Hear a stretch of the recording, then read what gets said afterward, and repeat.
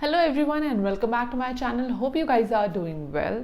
So I know बहुत time हो चुका है, मैं कोई भी वीडियोस बना नहीं पा रही थी जस्ट बिकॉज मेरे घर में शादी पड़ी थी. यस, मैंने इसका हिंट पहले भी वीडियो में दिया हुआ, अगर आपने वो वीडियो चेक की हो तो. अन्नप्राशन के वीडियो में एक साइकिल आई थी, इफ़ यू रिमेंबर. तो वो साइकिल मेरे बेटे मिवान की चाची ने दिया था. सो येस, अभी वही घर में शादी का माहौल चल रहा है और बहुत सारी प्रिपरेशन चल रही थी. रिसेंटली अभी इंगेजमेंट हुई है. सो इसी सब की वजह से मैं बहुत बिजी थी, मैं वीडियोस बना नहीं पा रही थी और बीच में मिवान की तबीयत ख़राब हो गई थी, कोल्ड कॉफ हो गया था.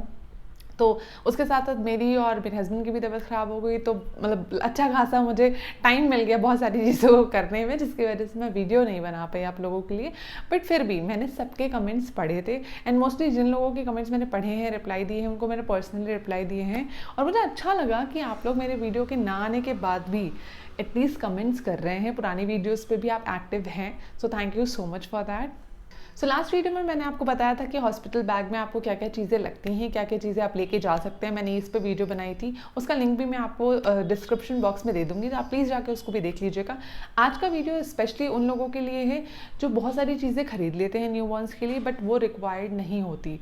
सो जो भी थिंग्स है, जो भी चीज़ें आप ले रहे हैं, वो कितनी एसेंशियल है और क्यों नहीं है, ये मैं आपको इस वीडियो में बताऊंगी.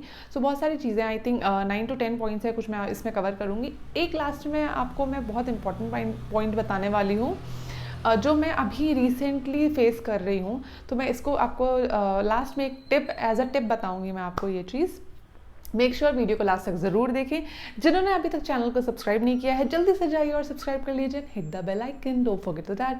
ऑल्सो जिन लोगों ने इंस्टाग्राम पे फॉलो नहीं किया है, जाके इंस्टाग्राम पे फॉलो कीजिए. छोटी छोटी रील्स आती रहती है वहाँ पे मेरे बेबी की, क्यूट क्यूट बेबीज़ की. सो वहाँ पे आप देख सकते हैं. एक और चीज़, मैंने बहुत सारे लोगों को देखा है ना, अपने बच्चे का नाम नहीं बताते. सो प्लीज़ प्लीज़ प्लीज़ जितनी भी मॉम्स हैं, कमेंट्स करें, बच्चों के नाम बताएं मुझे और कहाँ से देख रहे हैं ये वीडियो वो भी ज़रूर बताएंगे. मेरी एक बहुत अच्छी फॉलोअर है, वो मुझे हमेशा कमेंट करती है. आई नो उसको पता है वो कौन है. लास्ट अभी उसका कमेंट आया था, वो फेवरेट, मतलब मेरी फेवरेट है. वो हमेशा मुझे कमेंट करती रहती है. रिसेंटली उन्होंने अपने बच्चे के बारे में भी पूछा था.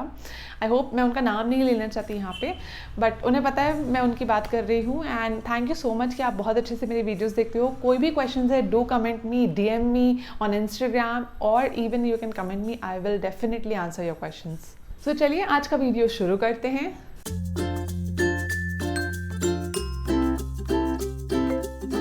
सो बहुत सारे पेरेंट्स सोचते हैं कि मेरा बच्चा होने वाला है तो इतना सारा सामान ले लो, किसी चीज़ की ऐसा ना हो कमी हो जाए या कुछ ऐसा हो कि मिस हो जाए. आजकल तो वैसे भी एक ट्रेंड चला है ना कि मुझे भी ये लेना है, मुझे भी ऐसे करना है, बट एक्चुअली में क्या वो ज़रूरत होता है? सो चलो इन्हीं चीज़ों पे मैं एक एक करके पॉइंट्स बताती हूँ और एक एक चीज़ों को लेके मैं बात करती हूँ. तो फर्स्ट बात कर लेते हैं स्ट्रॉलर्स की. सो बहुत सारे मॉम्स ने देखा होगा ना, कि आपने देखा होगा, आपके आसपास भी जो भी मॉम बन रहे हैं वो स्ट्रॉलर्स ले लेते हैं. बट क्या करते हैं ना, पहले ले लेते हैं, बच्चा होने से पहले स्ट्रॉलर खरीद लेंगे. बच्चा उसमें रह रहा है नहीं रह रहा है, ये वो डिसाइड भी नहीं करते. सो मेरा ये रिकमेंडेशन है कि प्लीज़ स्ट्रॉलर्स को मत लीजिए इतनी जल्दी, क्योंकि मैंने भी बेबी होने के बाद जब उसको फिगर आउट किया कि उसको कहाँ रहना पसंद है, वो बेड पे ऑल टाइम रह सकता है नहीं रह सकता, उसे मेरी गोद पसंद है, तब मैंने फिगर आउट करने के बाद मुझे ऐसा लगा कि मैं नहीं ले सकती स्ट्रॉलर. मेरा बेबी नहीं रहेगा उसमें, वो कंफर्ट फील नहीं करेगा, और मैंने लिटरली नहीं लिया. Also please do not invest in high expensive strollers. 10-12 हज़ार के भी स्ट्रॉलर्स आते हैं, कोई ज़रूरत नहीं है. 2 से 3 महीना ही यूज़ कर पाओगे अगर आपने लिया है तो. बच्चे ने जहाँ टर्न करना शुरू कर दिया ना, आप उसको स्ट्रॉलर में नहीं रख पाओगे, वो रिस्की हो जाएगा आपके लिए और आपके बच्चे के लिए भी. सो मेक श्योर करें, अगर आपको लेना भी है, अगर आपका बहुत मन कर रहा है कि ठीक है आई विल टेक इट, बच्चा होने के बाद खरीदें ये चीज़. और 2 से 3 हज़ार के भी स्ट्रॉलर्स आते हैं, अच्छे आते हैं, आप वो ले सकते हैं. जैसे मैंने फर्स्ट टाइम में देखा था, जब मुझे ऐसा लगा कि मुझे मन हुआ लेना है मेरे बच्चे के लिए, तो मैंने देखा कि हाँ फर्स्ट टाइम में मिल रहे थे 2-3 हज़ार के स्ट्रॉलर्स. और भी बहुत सारे बेबी की वेबसाइट्स है, वहाँ देख सकते हैं आप. और फर्स्ट ट्राई का जो मैं बोल रही हूँ ये पेड प्रमोशन नहीं है, ये मैं अपने लिए बता रही हूँ क्योंकि मैं बहुत सारी चीज़ें वहीं से खरीदती हूँ. तो मैंने वहीं पे स्ट्रॉलर्स देखा था, वहाँ 2,500-3 हज़ार का अच्छा स्ट्रॉलर मिल रहा था. अगर आपको चाहिए तो आप ले सकते हैं, बट मेरी तरफ से ये बिग नो है. मुझे नहीं पसंद है मेरे बच्चे के लिए स्ट्रॉलर. मैं उसको अपने हाथ में ही फील करना चाहती हूँ, वो कंफर्ट उसको अपने हाथ से देना चाहती हूँ, क्योंकि एक टाइम आता है जब वो आपकी गोद में नहीं रहेगा. अब मैं वो टाइम मिस कर रही हूँ. मिवान 7 मंथ्स का हो चुका है, वो 8 में एंटर करने वाला है बहुत जल्दी, और अब वो ऐसा है ना कि आप भागता रहता है, आप उसको पकड़ ही नहीं सकते. तो मुझे कहीं ना कहीं वो फील आती है कि यार इसको मैं ऐसे लेके बैठती थी। काफ़ी फोटोज़ हो गए, अपने वीडियोज़ वगैरह में देखे होंगे मेरे, वो छोटा सा है, उसको मैंने गोद में लिया है, बट अब वो वैसे नहीं रहता है। उसको भागना है, पकड़ना है, हर चीज़ें देखनी है, एक्सप्लोर करना है। तो ये टाइम बहुत जल्दी चला जाता है, 3 to 4 मंथ्स मैक्स। उसके बाद बच्चा कहीं पे भी नहीं रुकता। तो मेरे हिसाब से बिग नो है, मत लीजिए। अगर बहुत आपको ऐसा है कि आप बहुत बाहर जाते हैं, बहुत ज़्यादा ट्रैवल करते हैं, जिसकी वजह से आपको गोद में नहीं कैरी कर सकते, या आप अकेली मॉम है जिसकी वजह से आपको बाहर जाना है तो बच्चे को कैरी करने में प्रॉब्लम हो रही है, देन आई सजेस्ट कि ठीक है आप ले लो, बट सस्ता वाला लेना, बहुत ज़्यादा कॉस्टली मत लेना, उतना ज़्यादा यूज़फुल नहीं है वो चीज़। अब सेकंड बात कर लेते हैं स्टेरिलाइजर्स की। बहुत सारी मॉम्स को लगता है ना मेरा बच्चा तो बॉटल फीड करेगा, स्टेरिलाइजर्स वगैरह ले लेती हूँ, बाद में टाइम नहीं मिलेगा। बट ऐसा नहीं होता डियर। क्या होता है ना, जब बेबी होता है तो हम उसे लैच करना सिखाते हैं, हम उसे ब्रेस्ट फीड पे ज़्यादा फोकस करेंगे। सी आई नो ब्रेस्ट फीडिंग सबसे बेस्ट है, मैं नहीं करा पाई, वो शायद मेरी कमी थी या मेरी गलती रह गई, मैं अपने बच्चे को ब्रेस्ट फीड नहीं करा पाई। बट मैं यही सजेशन दूंगी कि प्लीज़ आप अपने बच्चे को ब्रेस्ट फीड कराएं, बॉटल से जितना दूर रख सके उतना दूर रखें। और इन केस अगर आप बॉटल से नहीं मतलब कर पा रहे हैं, बॉटल वगैरह नहीं लेते हैं, तो आप एक काम कर सकते हैं, आप पलाडा यूज़ कर सकते हैं, स्पून से पिलाइए बच्चे को। एक कप आता है छोटा सा निप्टी कप टाइप का, वो उसको आप वो यूज़ कर सकते हैं, उससे पिला सकते हैं आप अपने बच्चे को। सो जितना हो सके बॉटल को अवॉइड कीजिए। फिर भी अगर सिचुएशंस आ रही हैं, जैसे मेरे साथ आई सिचुएशंस, मुझे देना पड़ा क्योंकि मीवान बीमार हो गया था और मुझे उसे टाइमली मिल्क पिलाना था और वो सिर्फ बॉटल से पी रहा था उस टाइम पे, उसने किसी भी चीज़ को एक्सेप्ट नहीं कर पाया था, वो स्पून से जब भी पिलाओ गिरा देता था। तो मुझे ऐसा लगा कि इसको बीमार करने से अच्छा है मैं पहले से दूध दे देती हूँ। और जहाँ उसने 2 दिन वो फॉलो किया, तीसरे दिन से वो बॉटल ही चाहता था सिर्फ। सो मेरे साथ सिचुएशन हुई थी, बट आप अवॉइड कर सकते हैं तो प्लीज़ अवॉइड करें, ब्रेस्ट फीड पे रखें। और स्टेरिलाइज़र को जब ज़रूरत हो तब खरीदें, पहले से मत खरीदें। 2,500-3 हज़ार का सामान है, एक तो महंगा है, ऊपर से फिर आपको वो रखना पड़ेगा और वो किसी काम का नहीं आता है। अब बात कर लेते हैं बेबी बॉटल्स। सो जैसा कि स्टेरिलाइज़र के थ्रू बताया अभी मैंने आपको, स्टेरिलाइज़र के लिए same goes with the baby bottle. Baby bottle का भी कोई यूज़ नहीं आएगा अगर आप उसे अपना ब्रेस्ट फीड करा रहे हैं या फिर डिफरेंट तरीके से और उसको दूध पिला रहे हैं। तो एक्स्ट्रा मिल्क दे रहे हैं तभी आपको बेबी बॉटल चाहिए, वो डिपेंड करता है आपका बच्चा अगर ब्रेस्ट मिल्क नहीं ले रहा तब आप स्विच कर सकते हैं। वेल एंड गुड है अगर वो ब्रेस्ट मिल्क पे है, तो बॉटल भी स्टार्टिंग में मत लें। अगर डॉक्टर में बोलता है तो आप फिर एक या 2 बॉटल ले सकते हैं, बट स्टार्टिंग में अवॉइड करें, उस टाइम पे ना लें अभी के लिए बॉटल। अब बात कर लेते हैं हम स्लीप बैग्स की।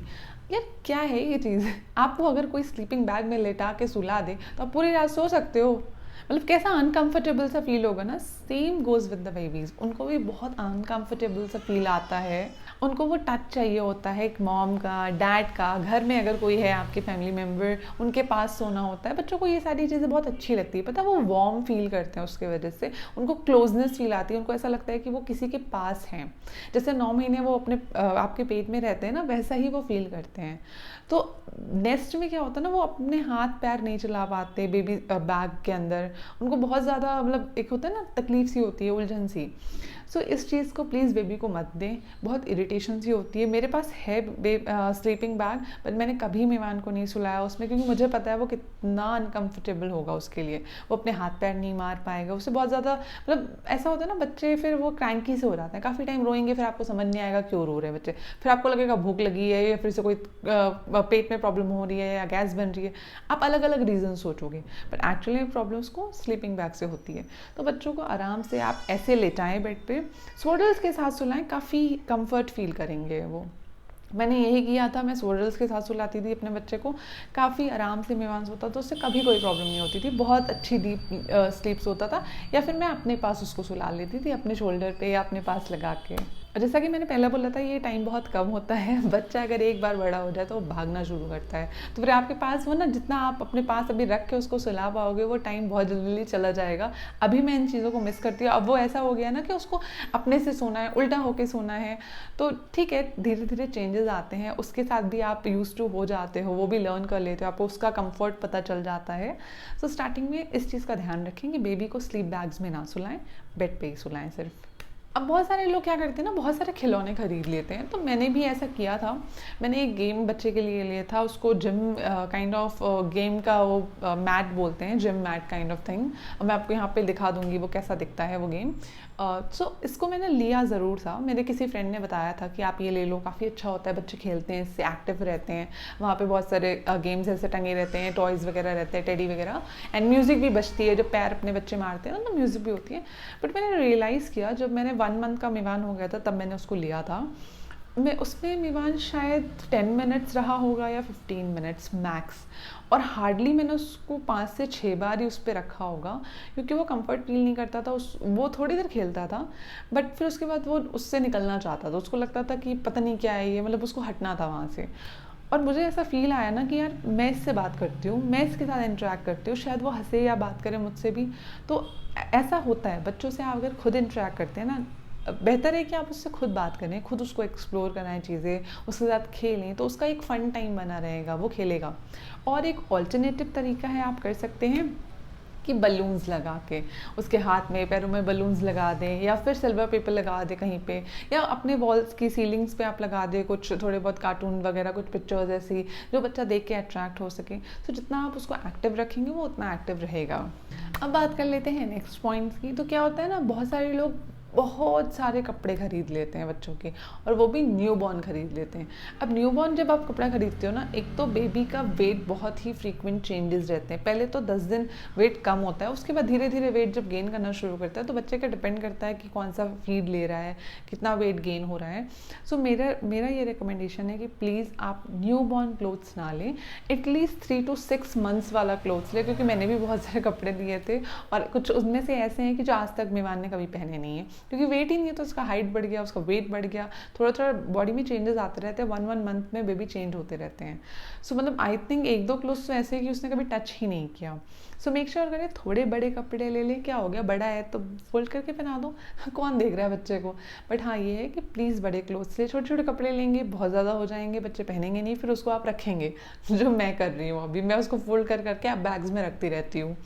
सो थोड़े बड़े कपड़े लेंगे ना तो आपको ज़्यादा आसानी रहेगी, और थोड़ा टाइम तक आप उसको पहना सकते हैं, क्योंकि एकदम से फिर छोटा हो गया फिर लेने जाओ, अभी तो आप बहुत सारी चीज़ों से गुजर रहे हो, बच्चे को समझ रहे हो, खुद को आप अपना टाइम दे रहे हो, इन सारी की चीज़ों के बीच में अब आपको कपड़े भी लेने जाना पड़ेगा।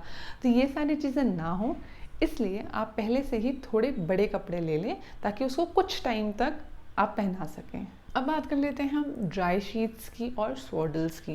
सो ड्राई शीट मैंने ऑलरेडी लास्ट वीडियो में बताया था कि आपको लेना बहुत ज़रूरी है, बहुत बहुत ही इंपॉर्टेंट चीज़ है, मतलब आपके इतने काम में आने वाली चीज़ें नहीं है कि मैं बताने से, अभी भी मेरे बेड पे वो ड्राई शीट लगी रहती है। बट एक ड्राई शीट खरीदिए, आपको 10-15 ड्राई शीट नहीं खरीदनी है, ऐसा नहीं कि अभी शूशू किया फिर उसने लगा दिया, इतना गंदा नहीं होता है ड्राई शीट। एक बड़ी ड्राई शीट खरीद लें, उसका लिंक मैं आपको डिस्क्रिप्शन बॉक्स में दे दूँगी, आप वो ले सकते हैं। लास्ट वीडियो में भी मैंने ड्राई शीट का लिंक दिया हुआ है, वहाँ से भी ले सकते हैं।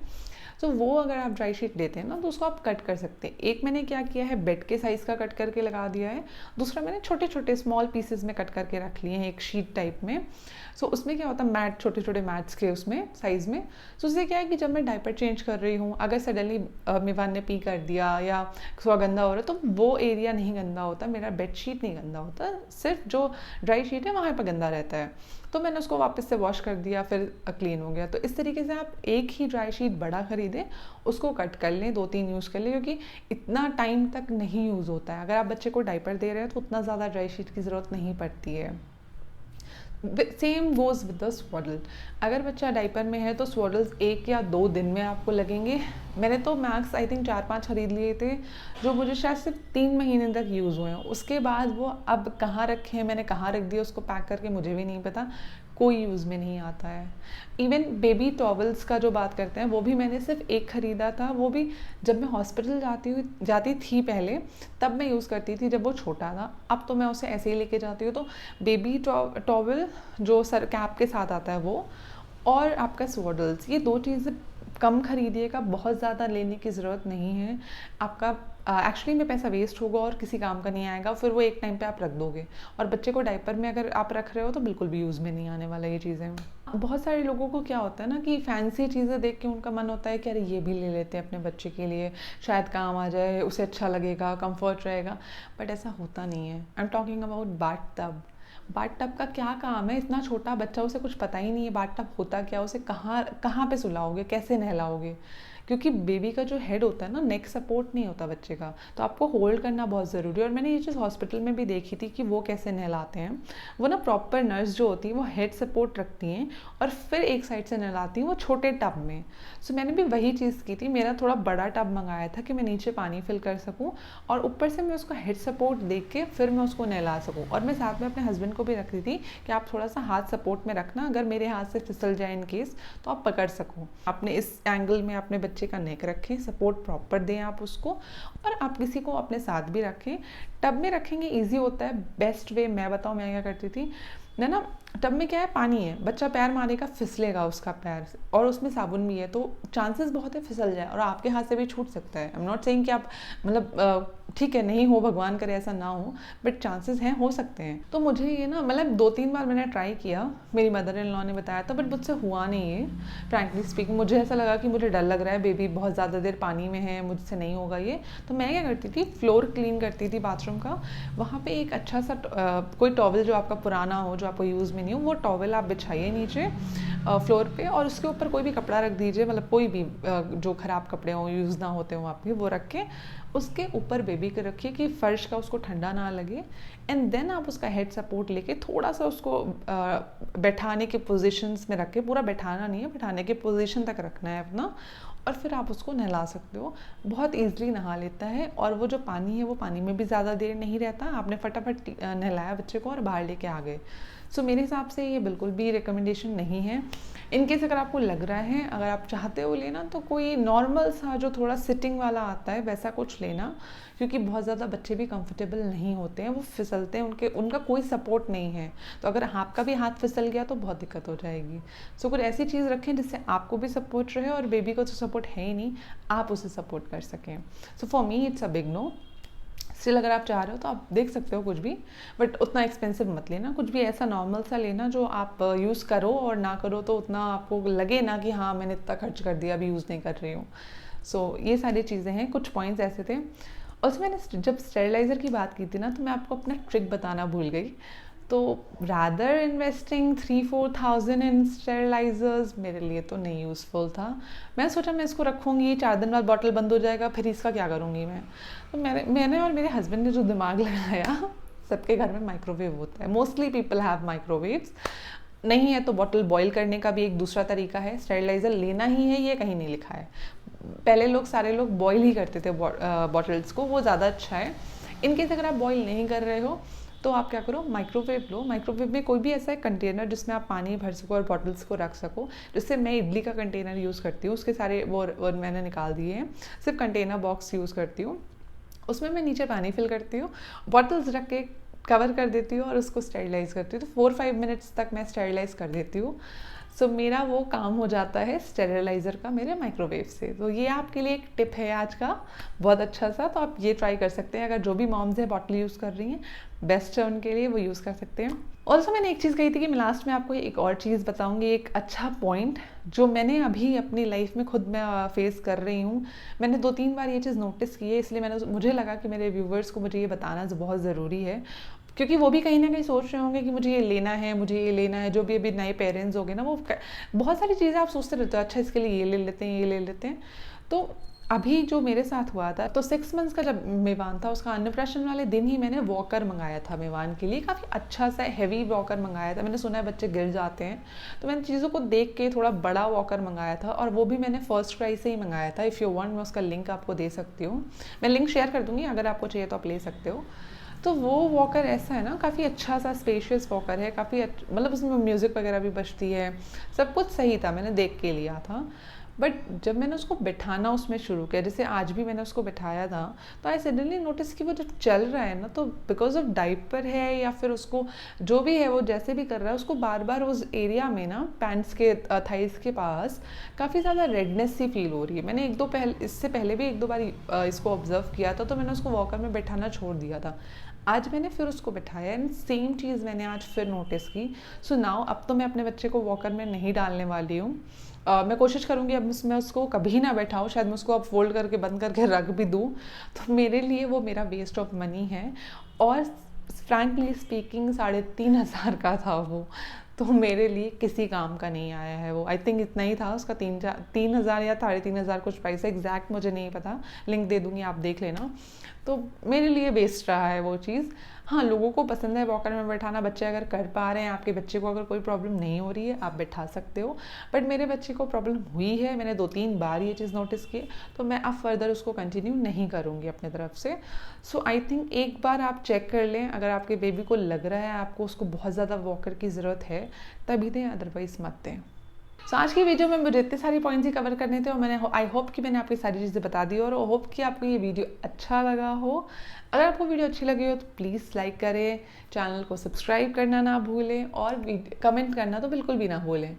Till then, bye bye.